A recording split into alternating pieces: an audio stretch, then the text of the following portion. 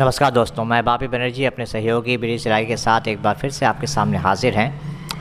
दोस्तों, आसनसोल पश्चिम बंगाल का एक बेहद महत्वपूर्ण शहर है और यहाँ पे उद्योग और कई व्यवसाय का ये गढ़ है।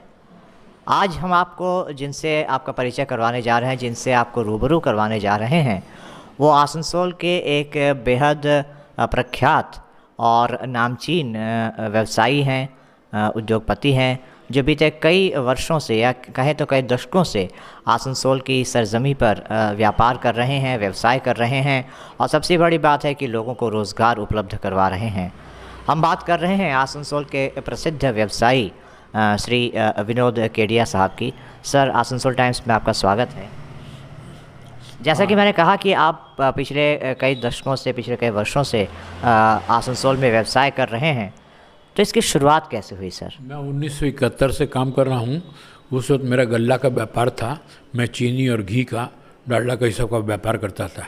मैं 82 तक ये काम किया। 82 से मैं रोलिंग मिल में आ गया, लोहा के व्यवसाय में। और लोहा का व्यवसाय को खूब किया। वहाँ कम से कम 250 मजदूर काम करते हैं और सब खुशहाल है, किसी तरह की कोई असुविधा नहीं है। सरकारी मदद भी हमको खूब मिलती है, कहीं पर भी कोई असुविधा नहीं है। प्रशासन का भी खूब सहयोग है।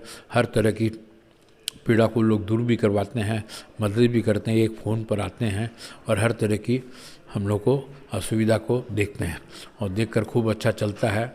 अभी 3 बरस से कोविड के लेकर व्यापार थोड़ा मंदा चल रहा है, बहुत ही ज़बरदस्त मंदा है। कमाई भी नहीं है और जिस ढंग का व्यापार चल रहा है, बहुत ही अवस्था ख़राब है। जो दिनचर्या का हम लोग का खर्चा है वही है। मज़दूर की बहुत मुश्किल से सैलरी निकल पाती है, कमाई बोलकर तो कुछ भी नहीं है। आपने कहा कि आपने 1971 से अपने व्यापारिक करियर की शुरुआत की थी, तो जब आपने चीनी का गल्ला आपने कहा इसकी शुरुआत की थी, तो शुरुआती दौर में कुछ तो परेशानियां आई होंगी, तो उन परेशानियों से जूझने के लिए आपके मन में क्या संकल्प था? परेशानियाँ तो आती रहती है। उस वक्त तो इतनी आबादी भी नहीं थी और इतना बड़ा शहर भी नहीं था, बहुत छोटा शहर था। यहाँ से दुर्गापुर तक और बढ़ाकर तक मैं व्यवसाय करता था। बर्दवान तो कम करता था, लेकिन खूब अथाह बिक्री थी। कोई किसी में जाना, सरकारी भी बहुत छोटे लोग माने ये थे और निचले स्कल खते ADM पोस्ट का आदमी यहाँ बैठता था, एडिशनल SP बैठता था। और उस वक्त बर्दवान था, DM बैठता था, SP बैठता था। तो किसी किस्म की कोई असुविधा वगैरह कोई नहीं थी। खूब ही आरामदायक काम चलता था, व्यवसाय भी खूब ही बढ़िया चलता था। भीड़ भड़का भी कम था, ट्रांसपोर्टेशन भी बहुत कम थी, यातायात का साधन बहुत था। और अभी तो टाउन बहुत बढ़ गया, आबादी भी खूब बढ़ गई। अब तो मकान वगैरह सब बहुत चीज़ें भी बढ़ गई, आगे बढ़ गया। अभी तो सुविधा बहुत है, सरकारी प्रतिष्ठान भी बहुत बढ़ गए। आपने कहा कि आप अगर आपकी समाज सेवा की बात करें, आप व्यापारी हैं, व्यवसाय से जुड़े हैं, लेकिन आपका एक परिचय और भी है कि आप समाज सेवी भी हैं। तो समाज सेवा के रूप में आपने क्या क्या किया है, इसके बारे में जरा बताएं। मैं आसनसोल में करीब 19 ठो पानी की टंकी लगवाया हूँ और सारी टंकियाँ मेरी चालू है और खूब भी सुंदर रूप से चल रही है। कहीं पर भी कोई किस्म की कोई असुविधा नहीं है। कुछ ठंडा पेयजल है, कुछ सीमेंटेड करवाए हैं और सारी की सारी खूब अच्छे ढंग से चल रही है। कहीं पर भी कोई असुविधा। और ये जो काम है ये तो बहुत है। हर शनिवार को मैं गरीबों को ये देता हूँ, भोजन देता हूँ और खूब चलता है, खूब बढ़िया से चलते रहता है। कोई भी दिक्कत नहीं है किसी ढंग से भी। और इस साल में 700 पीस कमल बांटा। हर साल मैं कमल 400-500 बांटता हूँ और जितना भी कमाता हूँ उसका एक अंश मैं समाज सेवा में, गरीबों में और हर तरह से कोविड पीरियड में दिल्ली में लोगों को खूब अन्न बांटा, खूब दिया, खूब सहयोग किया।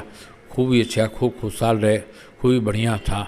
किसी किस्म की कोई असुविधा नहीं दी, पाड़ा में भी कोई तकलीफ़ नहीं हुई। टाउन में भी जितनी हो सके हम मदद करते रहे, लोगों को हर तरह का सहयोग दी। हमें पता है कि आप विभिन्न सामाजिक संगठनों से जुड़े हैं, तो अगर मैं कुछ नाम अगर आप गिना सकें कि आप किन किन संगठनों से जुड़े हुए हैं? मैं रोटरी क्लब से जुटा हुआ था, लायंस क्लब्स में भी फ़िलहाल जुड़ा हुआ हूँ। Asansol merchant chamber of commerce से जुटा हुआ हूँ, आसनसोल चैम्बर ऑफ कॉमर्स से जुटा हुआ हूँ और भी कई एक संस्थाएं जो है जिनसे मेरा उन लोगों के साथ ताल्लुकात भी है, संबंध भी और मेंबर भी मैं। समाज सेवा के प्रति आपकी जो इच्छा है, चाह है, वो कैसे आई सर? चाह तो ये कमाते हैं तो खर्च तो होना ही चाहिए ना। तो जिज्ञासा तो मन से अपने आप है। मेरे पूर्वज, मेरे पिताजी भी करते आए, मेरी माँ भी करती आई है, तो हम भी उनको देख कर ये सिलसिला चालू रखे और आज भी चालू है। मेरा बेटा भी करता है, मेरी बहू भी करती है, मेरा पोता भी करता है और आगे मैं आशा करता हूँ ये सिलसिला चालू रहेगा, कभी ख़त्म ही नहीं होगा। सर हम जानते हैं कि आप बहुत व्यस्त इंसान हैं। मेरा आखिरी सवाल आपसे है कि व्यापार आसनसोल, जैसे मैंने कहा आसनसोल एक बेहद व्यापारिक शहर है, तो व्यापार को लेकर नई पीढ़ी को और समाज सेवा को लेकर नई पीढ़ी को आप क्या संदेश देना चाहेंगे? मैं तो ये संदेश दूँगा, आज की नई पीढ़ी भी इस दौड़ में खूब जोर हिस्सा ले रही है। चारों तरफ जितना भी सहयोग है खूब ही कर रहे हैं। आज खाटू श्याम मंदिर है, खूब जोर चल रहा है। रानी सती मंदिर है, वो भी खूब जोर चला। वहाँ पे जितने सदस्यगण हैं खूब ही सेवा करते हैं, हर तरह की कोई भी असुविधा नहीं होने देते हैं। समाज सेवा भी करते हैं, गरीबों में खूब दान वगैरह बांटते हैं। हर तरह की सहयोग है, हर तरह से ये सहयोग चलते ही रहेगा, ये कभी खत्म। आज की पीढ़ी भी इसमें बहुत ज़्यादा सुचारू रूप से भाग लेती है और लेकर बहुत अच्छी व्यवस्था के ढंग से वो लोग काम करते हैं। तो जी हाँ, ये अभी हम बात कर रहे थे विनोद केडिया जी से। उन्होंने कहा कि बहुत पहले से ही उन्होंने ये तय कर लिया था कि उनको व्यापार में कुछ नाम बनाना है, और आज उन्होंने व्यापार में आसनसोल ही नहीं पूरे दक्षिण बंगाल में अपना नाम रोशन किया है, अपने पूरे परिवार का नाम रोशन किया है। और समाज सेवा की प्रेरणा इनको अपने पूर्वजों से, इनको अपने माता पिता से मिली है। उनको देखकर वो सीखे हैं कि आप जितना कमाते हैं उसका एक अंश कम से कम समाज के वंचित वर्ग की भलाई के लिए ज़रूर खर्च करना चाहिए। और नई पीढ़ी के कार्यों से ये काफ़ी संतुष्ट हैं और उनको उम्मीद है कि व्यापार में प्रगति और समाज सेवा, ये दोनों कार्य नई पीढ़ी के द्वारा सुचारू ढंग से जारी रहेंगे। सर, आसनसोल टाइम्स से बात करने के लिए आपका बहुत बहुत धन्यवाद। बहुत बहुत धन्यवाद, थैंक यू जो आप हमारे पास आए और हम अपने मन की इच्छा पूरी आपको बताए, पूरा आपके साथ सहयोग किए हैं।